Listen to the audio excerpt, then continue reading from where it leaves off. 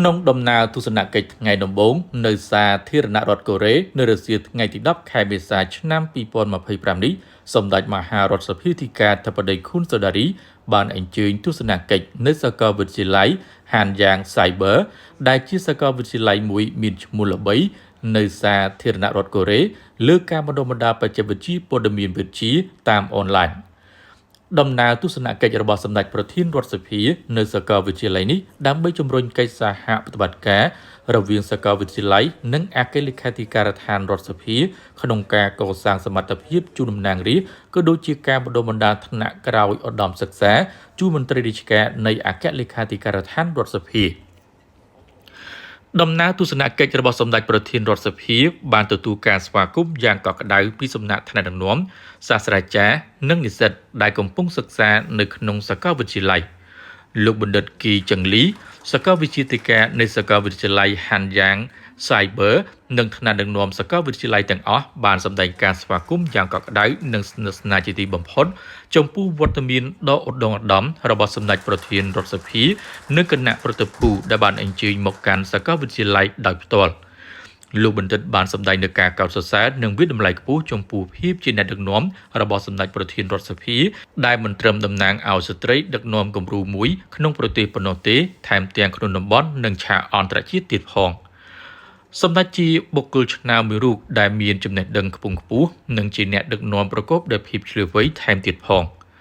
ថ្នាក់ដឹកនាំសាកលវិទ្យាល័យបានជម្រាបជូនពីប្រវត្តិនិងស្ថានភាពនិងកម្មវិធីបណ្ដុះបណ្ដាលរបស់សាកលវិទ្យាល័យជូនសម្ដេចប្រធានរដ្ឋសភានិងគណៈប្រតិភូ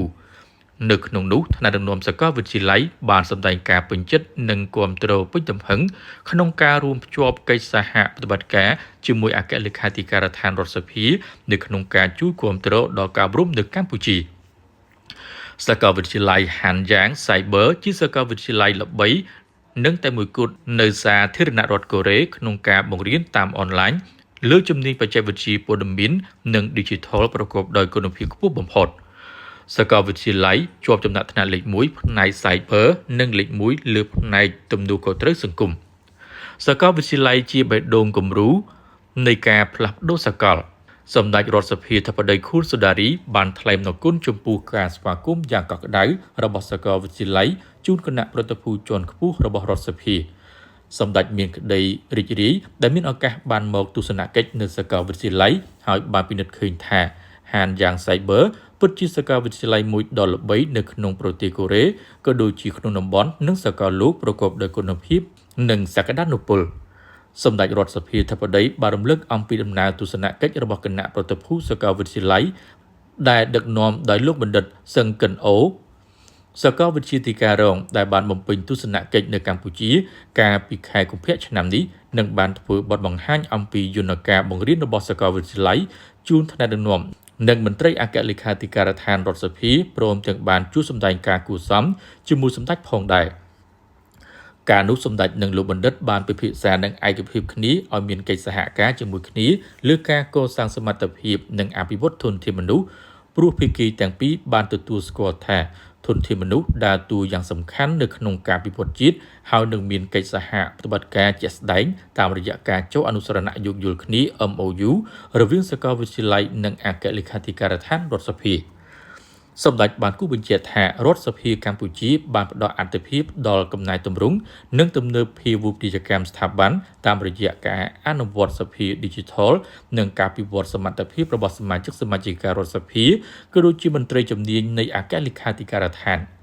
ចាប់តាំងពីការចាប់ផ្ដើមនីតិកាលទី7មករដ្ឋសភាបានរៀបចំវគ្គបណ្ដុះបណ្ដាលនិងសិក្ខាសាលាជាច្រើនដើម្បីពង្រឹងនិងបង្កើនសមត្ថភាពនិងវិជ្ជាជីវៈជូនដល់មន្ត្រីនៃអគ្គលេខាធិការដ្ឋានរដ្ឋសភាសម្ដេចប្រធានរដ្ឋសភាបានគូបញ្ជាក់ថាជំនួយបច្ចេកទេសនិងអាហារូបករណ៍ដែលសាកលវិទ្យាល័យហានយ៉ាង Cyber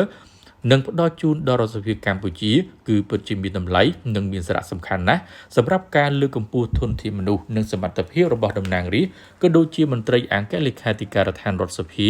ឆ្លើយតបទៅនឹងតម្រូវការជាក់ស្ដែងនិងជួយពន្លឿនដល់កំណែទម្រង់របស់រដ្ឋសភាក្នុងការឈានឆ្ពោះទៅកាន់សភា Digital នាពេលអនាគតស្របតាមចក្ខុវិស័យរបស់ថ្នាក់ដឹកនាំកម្ពុជាមានសម្ដេចតេជោហ៊ុនសែនអតីតនាយករដ្ឋមន្ត្រី